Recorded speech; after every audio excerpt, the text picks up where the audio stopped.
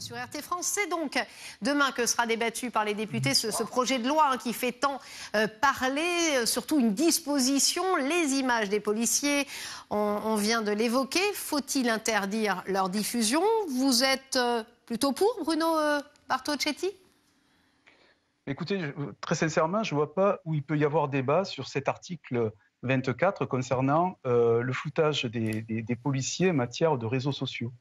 Lorsqu'on filme les policiers, si la volonté pure est de systématiquement balancer dans les réseaux sociaux les images de policiers, moi je pense à ces centaines de policiers qui sont victimes de menaces, je pense à leurs enfants qui sont victimes de harcèlement, les femmes de policiers qui sont également harcelées ou menacées. Et lorsqu'on a des images de policiers, si la volonté de filmer les policiers systématiquement et de balancer les images dans les réseaux sociaux, c'est que la volonté, c'est de nuire à la police républicaine. Lorsqu'on est républicain, lorsqu'on veut défendre sa République et son système, eh bien, on fait confiance à la justice. Et alors là, les films doivent être envoyés, à la limite, au magistrat qui, lui, pourra instruire une affaire ou pas. Lorsqu'on a la volonté de filmer pour provoquer et pour nuire à la police, on met en danger la police et la population. Pour cette raison que cet article de loi n'a pas à être discuté.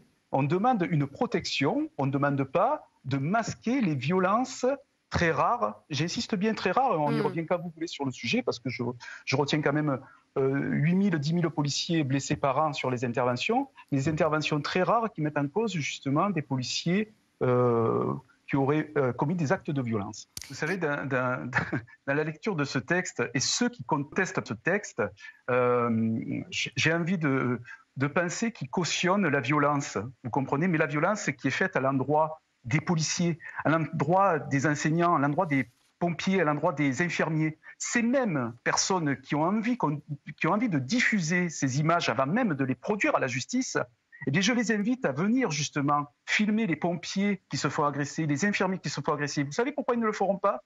Parce qu'ils sont lâches. Vous comprenez? Parce que ce sont des personnes qui ont envie de nuire à la République, parce qu'ils n'ont rien dans le pantalon. C'est ça la vérité. Il faut juste accepter ce texte et le lire.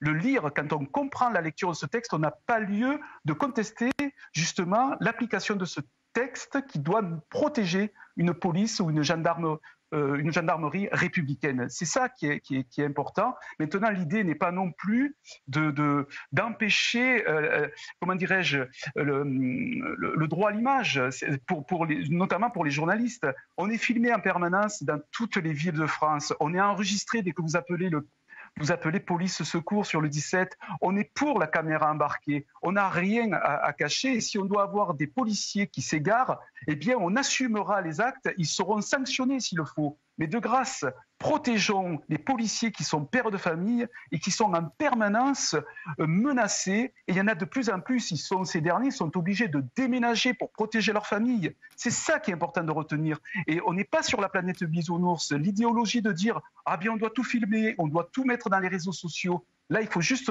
comprendre que c'est se tromper de combat, se tromper de cible. Vous comprenez, c'est ça qui est important. Après, le côté procédural, oui, c'est un autre sujet.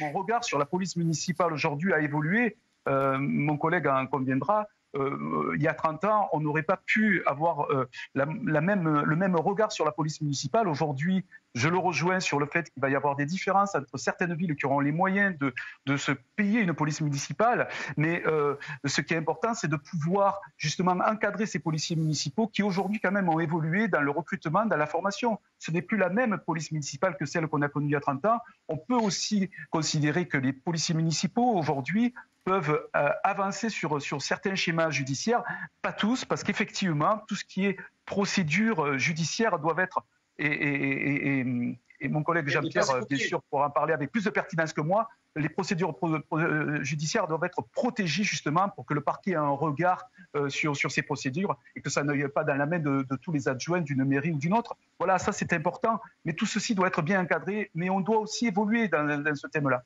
Mais enfin, voilà, je voudrais vous remercier surtout pour votre invitation et dire que ceux qui lisent à leur façon l'article 24 concernant la protection des policiers doivent reprendre des cours de lecture parce qu'elle est claire, elle est nette. On demande une protection pour les policiers, ça doit passer par le refus et la sanction dès que certaines personnes nuiront à la police ou la gendarmerie en passant des images dans les réseaux sociaux.